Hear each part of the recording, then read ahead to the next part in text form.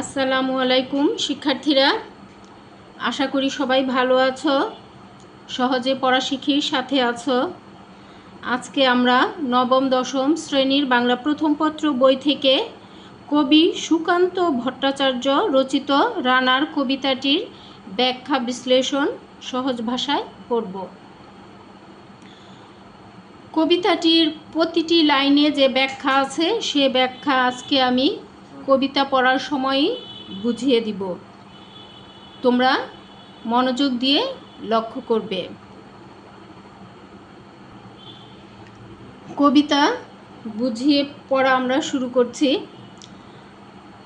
রানার ছুটেছে তাই ঝুমঝুম ঘণ্টা বাজছে রাতে, রানার চলেছে খবরের বোঝা হাতে, রানার চলেছে রানার। এই যে এখানে রানার রানার এটি একটি ইংরেজি শব্দ। এই ইংরেজি প্রতিশব্দের অর্থ হচ্ছে যে দৌড়ায়। এখানে রানার বলতে যারা চিঠি বিলি করে বাড়ি বাড়ি তাদেরকে বোঝানো হয়েছে। তো এখানে রানার ছুটেছে বলছে ঝুমঝুম ঘণ্টা বাজছে রাতে। রানারদের হাতে একটা বড় লাঠির মতো থাকে, সেখানে ঘণ্টা বাঁধা থাকে। সেই ঘণ্টা এখন আর এগুলো দেখা যায় না, আগে ছিল ঘণ্টা বাঁধা থাকতো। তারা যে হাঁটতো ওই লাঠির সাথে ঝুমঝুম ঘণ্টা বাজতো, এবং এক কাঁধে ছিল বা কাঁধে থাকতো চিঠির বোঝা, আর ডান হাতে থাকতো ঘণ্টা বাঁধানো লাঠি, তাই ঝুমঝুম ঘণ্টা বাজত। এখানে বলছে রানার চলেছে খবরের বোঝা হাতে। ওই যে তার বা হাতে খবরের বোঝা, চিঠির যে বোঝা, সেটা চিঠির মধ্যে তো খবরই থাকে, এজন্য খবরের বোঝা বলা হয়েছে চিঠিকে। রানার চলেছে রানার মানে এই যে ডাক হরকরা, রানার হচ্ছেন একজন ডাক হরকরা, সে ছুটে চলছে অবিরাম গতিতে। রাত্রির পথে পথে চলে কোনো নিষেধ জানে না মানার, দিগন্ত থেকে দিগন্তে ছোটে রানার, কাজ নিয়েছে সে নতুন খবর আনার। বলছে রাতের পথে পথে, রাত্রির বেলাও সে পথে পথে ছুটে চলে, কোনো মানা নিষেধ যেন সে মানবে না, এইভাবে তার ছুটে চলা। দিগন্ত, এক দিগন্ত থেকে আরেক দিগন্ত পর্যন্ত সে ছুটে চলে, কারণ তার কাজই এটা নতুন খবর আনার। একদিন খবর নিয়ে আসে, সে মেলে সেটা পৌঁছে দেয়, আবার আরেক দিন খবর নিয়ে আসে, আরেক নতুন খবর আনে। কাজেই তার কোনো ছুটি নাই, অবিরাম সে ছুটে চলে। রানার রানার জানা অজানার বোঝা আজ তার কাঁধে, বোঝাই জাহাজ রানার চলেছে চিঠি আর সংবাদে। এই যে এই লাইনটা কিন্তু গুরুত্বপূর্ণ একটা লাইন। এখানে রানার রানার বলা হচ্ছে জানা অজানার বোঝা আজ তার কাঁধে। গুরুত্বপূর্ণ লাইন। জানা অজানার বোঝা কেন তার কাঁধে? কারণ তার কাঁধে রয়েছে চিঠি, এবং চিঠিতে যে কি লেখা আছে, কি খবর আছে, কেউ কিন্তু জানে না, রানার তো নাই। এজন্য বলা হয়েছে যে জানা অজানার বোঝা আজ তার কাঁধে, বোঝাই জাহাজ রানার চলেছে চিঠি আর সংবাদে। বোঝাই করা জাহাজের মতো বোঝাই করা চিঠি আর সংবাদ নিয়ে রানার ছুটে চলে।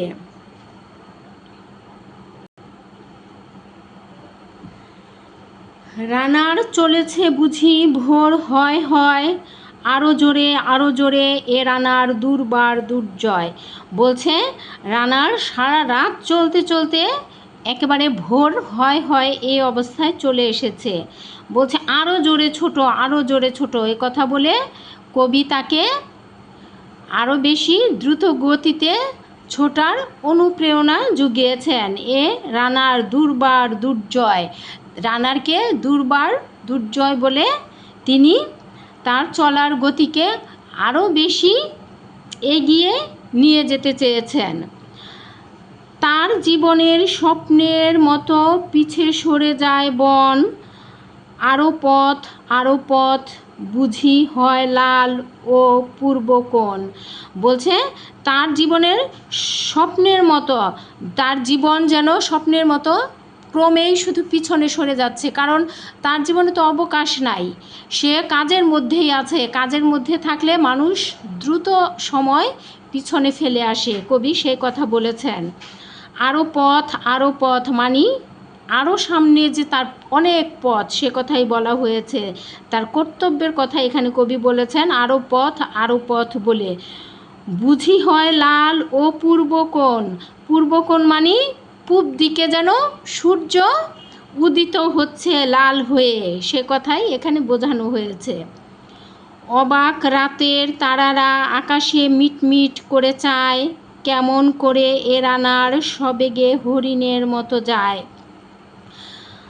রানারের চলার গতি দেখে আকাশের তারারাও যেন অবাক হয়ে যায় এবং তারা মিটমিট করে তাকিয়ে থাকে রানারের দিকে।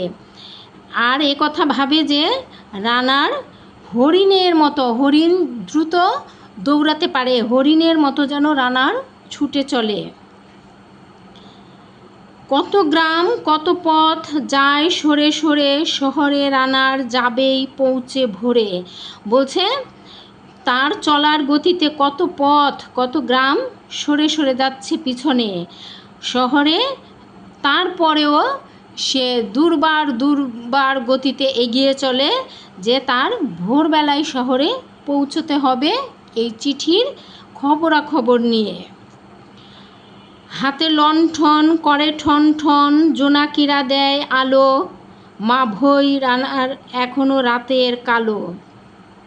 বলছে হাতে লণ্ঠন, লণ্ঠন অর্থ হচ্ছে আলো, প্রদীপ, এক ধরনের প্রদীপ। এটা কেরোসিনের তেল দিয়ে এই প্রদীপটা জ্বালানো হতো, এটা লণ্ঠন।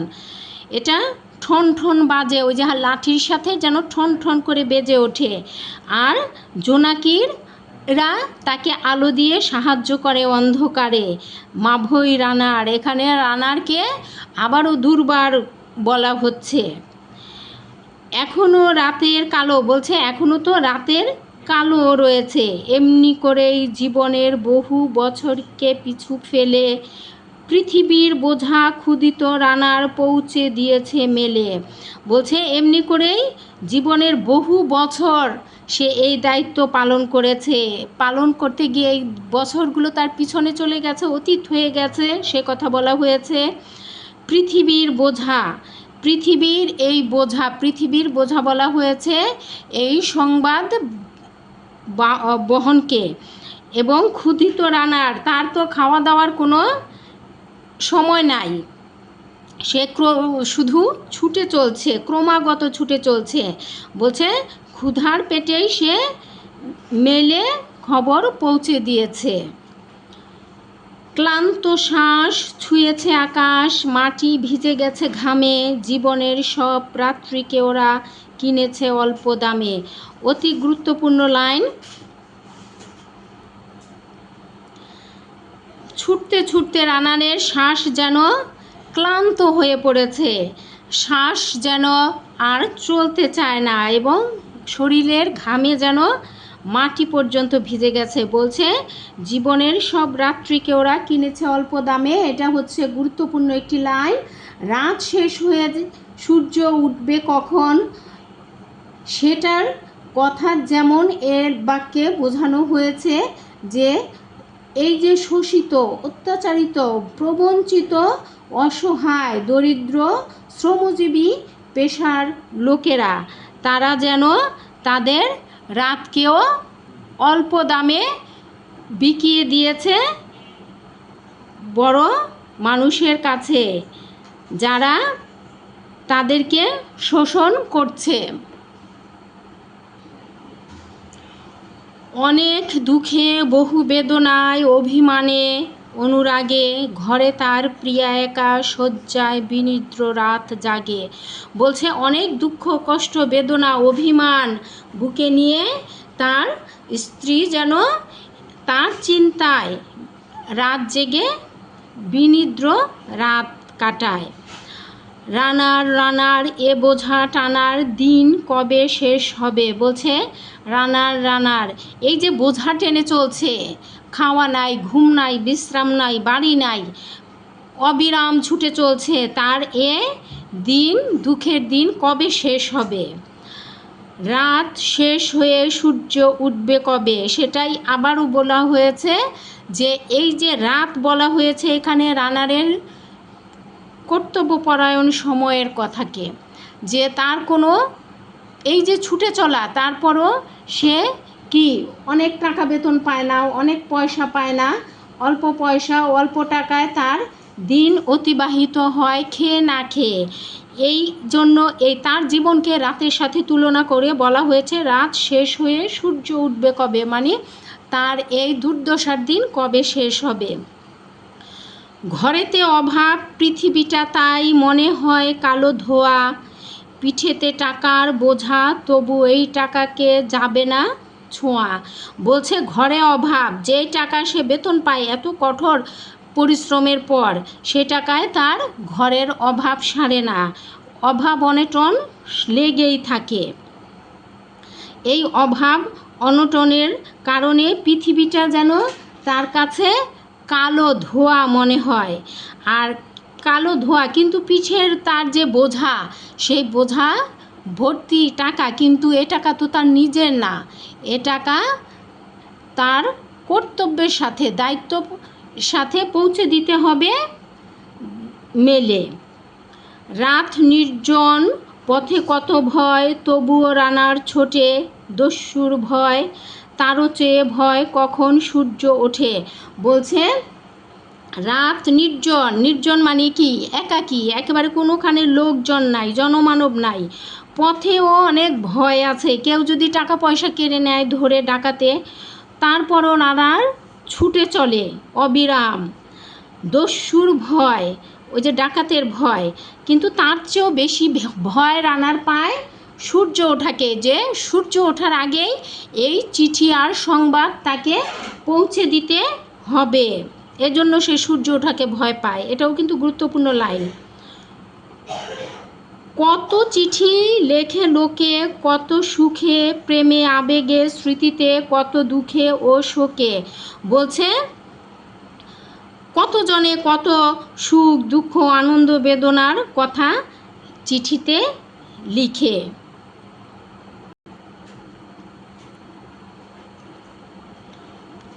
এ দুঃখের চিঠি পড়বে না জানি কেউ কোনো দিনও, এ জীবনের দুঃখ কেবল জানবে পথের তৃণ।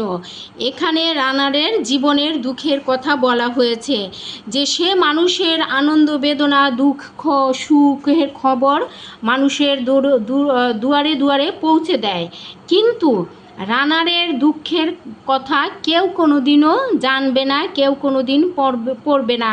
তার জীবনের দুঃখ শুধু পথের তৃণ, পথের যে ঘাসগুলো রয়েছে তারাই শুধু জানবে। এ দুঃখের কথা জানবে না কেউ শহরে ও গ্রামে, এর কথা ঢাকা পড়ে থাকবেই কালো রাত্রির খামে।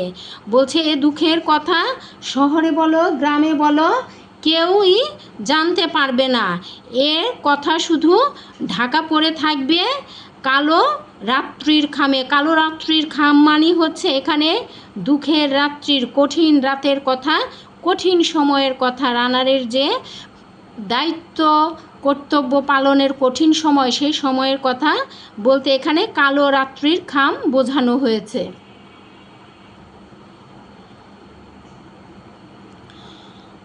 দরদে তারার চোখ কাঁপে মিটিমিটি। বলছে এই যে রানারের জন্য মায়া মমতায় তারার চোখ যেন মিটমিট করে কেঁপে ওঠে। একে যে ভোরের আকাশ পাঠাবে সহানুভূতির চিঠি। বলছে একে যে ভোরের আকাশ, ভোর হওয়ার আগেই এর জন্য সহানুভূতির চিঠি পাঠাবে, এমন কেউ নাই রানারের রানারকে সহানুভূতি দেখানোর জন্য। তাই তারাও যেন দয়া মায়ায় চোখ মিটমিট করে কেঁপে ওঠে, তার দুঃখ দারিদ্র্য ভরা দায়িত্ব কর্তব্যপরায়ণ জীবনের কথা চিন্তা করে। রানার কি হবে বোঝা বয়ে, কি হবে ক্ষুধার ক্লান্তিতে ক্ষয়ে ক্ষয়ে। বলছে রানার কেন এই বোঝা তুমি বয়ে বেড়াচ্ছ, কেন এই ক্ষুধা নিয়ে ক্লান্ত শরীর নিয়ে দিন নাই রাত নাই ছুটে চলছ অবিরাম।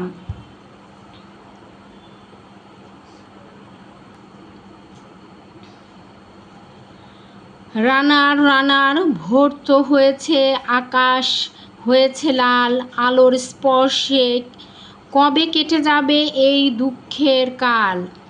বলছে রানার ভোর হয়েছে। প্রথম দিকে কিন্তু রানারের দায়িত্ব কর্তব্যপরায়ণ জীবনের কথাই বারবার বলেছে। পরবর্তীতে শেষের দিকে এসে লেখক শুধু রানারের জীবনের দুঃখের ঘটনাই বলেছেন। এখানে বলেছেন রানার ভোর তো হয়েছে, আকাশ হয়েছে লাল। যে আকাশ তো লাল হয়ে গেছে, আকাশ লাল হয়ে যাওয়া মানে কি? শুভ সময়ের ইঙ্গিত দেয়া। আলোর স্পর্শে কবে কেটে যাবে এই দুঃখের কাল। বলছে এই যে প্রভাতের নতুন আলো, নতুন দিনের আলো, এই আলোর স্পর্শেও রানারদের জীবনের দুঃখের সময় কেটে যাবে। গ্রামের রানার সময় হয়েছে নতুন খবর আনার। বলছে গ্রামে তার নতুন খবর আনার আবার সময় হয়ে গিয়েছে। শপথের চিঠি নিয়ে চলো আজ ভীরুতা পিছনে ফেলে, পৌঁছে দাও এ নতুন খবর অগ্রগতির মেলে। এখানে শপথের চিঠি বলতে বোঝানো হয়েছে নতুন দিনের আহ্বানকে বোঝানো হয়েছে, নতুন দিনের সূর্যকে বোঝানো হয়েছে।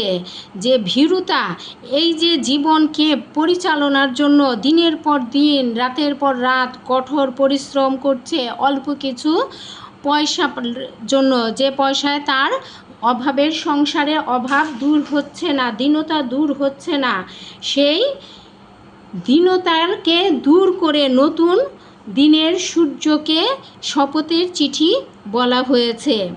পৌঁছে দাও এই নতুন খবর অগ্রগতির মেলে। বলছে কোন খবর পৌঁছে দিতে বলছে? যে নতুন দিনের আহ্বান এসেছে। এই যে বঞ্চিত লোকদের যে ঠকানো হয়, অল্প পয়সায় অনেক শ্রম তাদের কাছ থেকে নেওয়া হয়, সেই দিন যেন শেষ হয়ে আসছে। কবি এখানে এই অগ্রগতির মেলে নতুন খবর পৌঁছে দিতে বলছে, এই নতুন খবরই পৌঁছে দিতে বলছে যে শোষণ বঞ্চনার দিন শেষ হয়েছে রানারদের। দেখা দেবে বুঝি প্রভাত এখুনি, নেই দেরি নেই আর। বলছে দেখা দেবে বুঝি প্রভাত এখুনি, গুরুত্বপূর্ণ লাইন, যে এখনই বুঝি রানারদের সুসময় দেখা দিবে। তারা যে নতুন দিনের আহ্বান পেয়েছে, সেই নতুন দিন যেন তাদের জীবনকেও নতুনভাবে সুন্দরভাবে সাজিয়ে গুছিয়ে দিবে, সেই কথাই বলছে কবি, যে আর দেরি নেই, সেদিন এখনই আগত। ছুটে চলো আরও বেগে দুর্দম হে রানার। তারপর বলেছেন যে হ্যাঁ রানার, তুমি সুন্দর দিনে নতুন দিনের ভবিষ্যৎ নিয়ে আগামী দিনের আহ্বান তোমাকে ডেকে নিয়েছে, কাজেই তুমি ছুটে চলো, তোমার সেই দুঃখে ভরা দিন যেন অবসান হয়ে আসছে। দুর্দম হে রানার। শেষের লাইনে কবি রানারকে দুর্দম বলে অভিহিত করেছেন। দুর্দম শব্দের অর্থ যাকে দমন করা যায় না। শেষ হলো আমাদের কবিতা। শব্দার্থ টিকাগুলো আমরা একটু পড়ব। রানার, ইংরেজি শব্দ রানারের আবিধানিক অর্থ হচ্ছে যিনি দৌড়ান। এখানে ডাক হরকরা অর্থে ব্যবহৃত। নতুন খবর আনার অর্থ ডাক হরকরার ব্যাগে মানুষের সুখ দুঃখের অনেক অজানা সংবাদ থাকে। মানে ওই ডাকবাহকের ব্যাগে মানুষের সুখ দুঃখ, সেটা তো আর রানার জানার কথা না। কেউ সুখের কথা লিখেন চিঠিতে প্রিয়জনকে, কেউ দুঃখের কথা লিখেন, সে কথাই এখানে বোঝানো হয়েছে। চিঠি বিলি হলে সে সংবাদ মানুষ জানতে পারে, তাই ডাক হরকরাকে নতুন খবরের বলা হয়েছে, দুর্বার যাকে নিবারণ করা যায় না, হরিণের মতো যায়। এটি একটি উপমা। হরিণ যেমন নিঃশব্দে কিন্তু অতি দ্রুত দৌড়ায়, রানারও তেমনি। লণ্ঠন, হারিকেন বা তেল দিয়ে চালিত আলোর আধার। ভর্ত হয়েছে, আকাশ হয়েছে লাল, এটি হচ্ছে প্রতীক। ব্যচ্যার্থে রাত্রির অন্ধকার শেষ হয়ে আকাশে সূর্য উঠেছে, কিন্তু প্রতীকী অর্থে কষ্টের কালিমা দূরীভূত হয়ে সুখের সোনালি আলো দেখা দিচ্ছে। শব্দার্থ আমরা পড়লাম। আগামী ক্লাসে জন্য সবাইকে আমন্ত্রণ জানিয়ে শেষ করছি আমাদের আজকের ক্লাস। আশা করি সবাই ভালো বুঝতে পেরেছ। বারবার বোঝার চেষ্টা করবে, বারবার পড়বে, তাহলে অবশ্যই বুঝবে। সবাই সহজে পড়া শিখিকে সাবস্ক্রাইব করো, বন্ধুদের মাঝে শেয়ার করো, লাইক দিও। ধন্যবাদ সবাইকে। আসসালামু আলাইকুম।